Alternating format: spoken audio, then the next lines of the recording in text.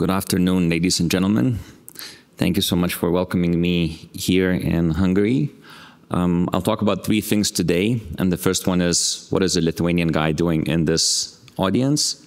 Secondly, I'll talk about why should we do space and why should we do it today? And I'll give some tips from an operator to operator in the end.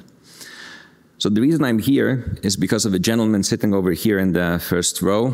Peter, thank you so much for the invitation. You're a proud patriot and your country is very lucky to have you. I've met Peter at thanks to the Carmen project at the Oxford Smart Space Initiative this year.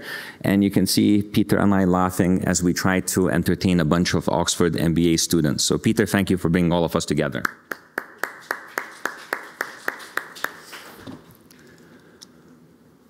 Long time ago, I became a political scientist. I spent a decade working in geopolitical risk management, some conflict zones, some counterterrorism, and right before COVID, I quit, I walked away, and I accidentally became a startup founder, a biotech startup founder. I'll tell you that story another day over a beer, but what's important to know today is that we are Delta Biosciences, and we've created a high-throughput screening technology to discover new chemistry and new pharmaceuticals. And after the COVID wave was done, we had to find what to do with our technology. And we accidentally stumbled into space and started developing space radiation countermeasures for both astronauts and their payload. And today we're operating in both the chemistry domains and space chemistry domains. This is a little bit about us. We have a couple of achievements under our belt, and our North Star for the next year is launching a space medicine mission to the International Space Station together with the European Space Agency.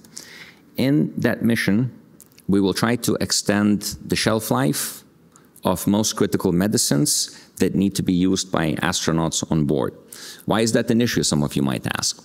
According to the most basic calculations of shelf life, over half of the medicines would not make it to Mars if we were to send a mission for 3 years or beyond.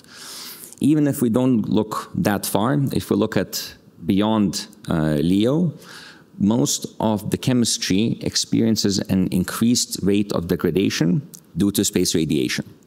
And shielding is one way to look at it, but chronic space radiation and heavy ions is something else that we need to think about on longer terms. And what we as humanity found out last year is that accidentally some of our medicines, including ibuprofen, turn toxic in contact with space radiation. So that means that we not only have medicines, we also don't have safe medicines, and we could poison our astronauts instead of healing them and curing them when we need them. So hence this mission. A bunch of chemistry, a bunch of medicines, and a bunch of reformulations to make sure we have a new medical kit for deeper space operations. The interesting thing about the mission is that we will do 4 downloads over 3 years. That means we will take actual chemistry affected by space radiation, and we will do mass spectroscopy and HPLC analysis in our labs. And believe it or not, such a mission has not been done yet with such a wide amount of compounds. So if there are any chemists or pharmaceutical companies in the room, talk to me. Perhaps we can collaborate on sending one of your compounds into the ISS as well. This is how the ISS looks like. This is the inside of the European Columbus module. And this is very briefly what mission is about. Medicines, excipients that extend shelf life, and engineering solutions and data that some of our clients and partners are interested in. And just last week, we announced a new space mission and a new contract with the UK Space Agency. And we realized that what we did for ourselves on the ISS mission is also interesting to some other people. So we started doing mission and payload designs and in-orbit services for others. So again, this is startup salesman, me with my hat on. If there's anybody that would like to do testing in space, do talk to me after the event and I'll help you do it. A couple of our clients, partners, and scientific collaborators. We have both private and public sector. We have 3 continents. We have a couple of space agencies, but we don't have any Hungarian logos on the slide yet, and I think we need to fix that, Peter.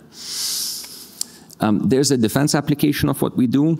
One of the molecules that we're developing is aimed at humans. It's at an early stage of preclinical development, but it is an emergency radioprotector, and we live slightly closer to Zaporizhia than you, but perhaps it's also interesting for the defense crowd in the room, so I thought it's worth mentioning. And as I mentioned, talk to me about these three things after the conference if it resonates. This is me stopping to be a salesman and moving into the second bit of why space, why now. This is probably one of the best ways to do space because people go to space for three reasons. Scientists want to explore space, find out, push the frontier of what is the unknown. Businesses want to commercialize space, make sure they make a buck out of orbital activities, and governments and primes want to weaponize space to turn it into a battlefield and see how we can gather strategic advantage over our adversaries in there. And this is the time where all of these three are converging, and I think it's personally an extremely interesting time to be in space. We'll talk about this a little bit more on a panel discussion with a bunch of VCs, but in case you haven't seen this report, this is from Seraphim Space. This report tracks quarterly investments into space businesses coming from VC and private equity money, and the key message is that in this last quarter, Q3 of 2025, we got a record amount of money going into the space industry.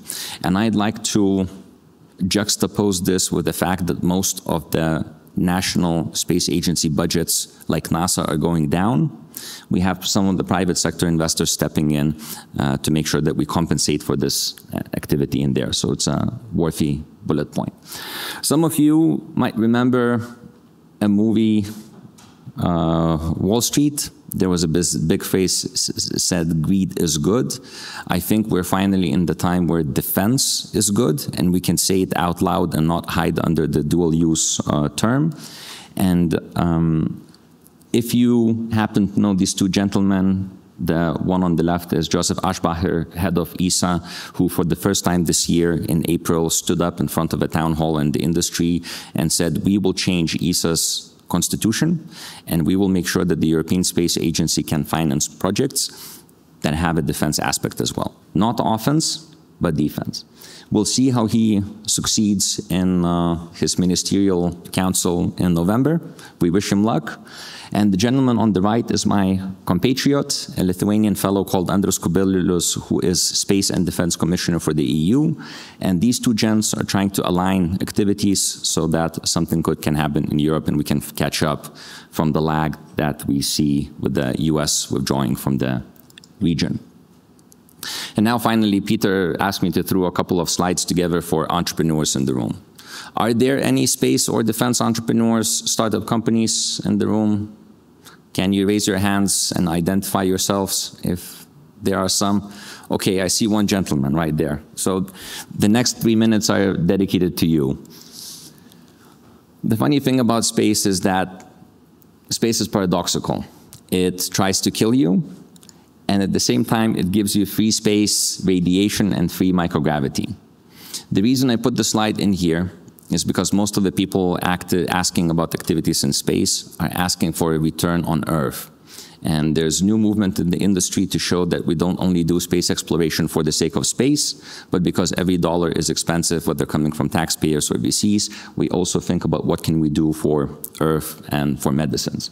So it took me a while, but I found out that shelf life of medicines and foods, especially in liquid formulation, is more important on Earth than in space. And that's how we found to use space research for terrestrial benefit as well. So this formulation of space as a service is, I think, important. And my tip number one to budding entrepreneurs is to find it as soon as possible. Tip number two is to eat space one bite at a time. Space is hard, it's complex.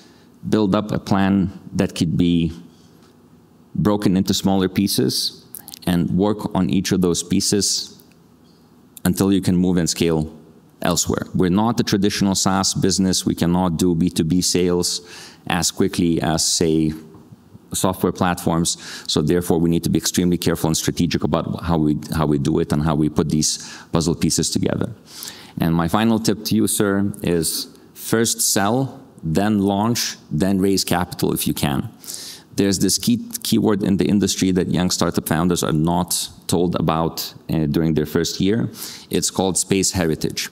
Nobody takes you seriously if you're a startup company until you have a piece of hardware in orbit, and only then you can go out and sell. So my final piece of advice to everybody is get something into orbit and then talk to industry, primes, and everybody else. And as you guys mentioned, in addition to being an accidental entrepreneur, I'm also a business angel. I was lucky enough to be at the right time at the right place, and we relaunched EBAN's Space and Defense Committee this February. It includes a bunch of really cool people who are investors and operators in their own regard. Today, I'm, funny enough, replacing a gentleman named Ted. And if you go to EBAN Space and Defense website, you'll see all of these people. So Ted Alvidge is just there on the top left corner. So I thought I'd say hi, Ted, before my time runs out.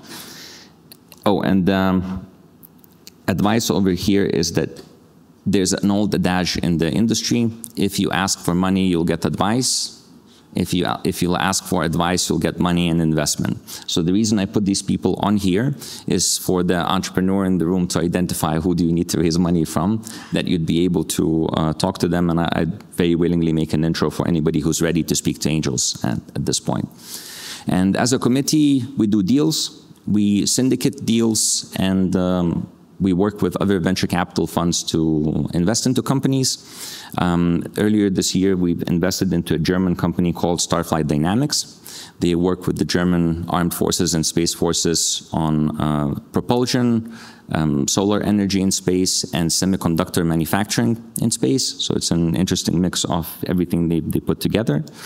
And a deal that we've announced that we're building 2 days ago at a military hackathon in Lithuania is PD Kinematics, and they're manufacturing low swap guided munitions for drones. So in case there are any angel investors in the room who would like to invest into a good offensive capability, talk to me after this as well. And Peter, thank you again for the invitation. My return invitation to all of you is every year EBAN's Congress goes to a different city. This year it was in Copenhagen. Next year it's in Vilnius. So if you have some time on June 2nd and 3rd, please come visit us in Lithuania, and I'd be happy to show you around. And we will dedicate a specific segment to space and defense. We will show you some of our hardware, and we might even take you to a polygon to see some of that tech in action. With this, I thank you all, and it's been a pleasure to be here.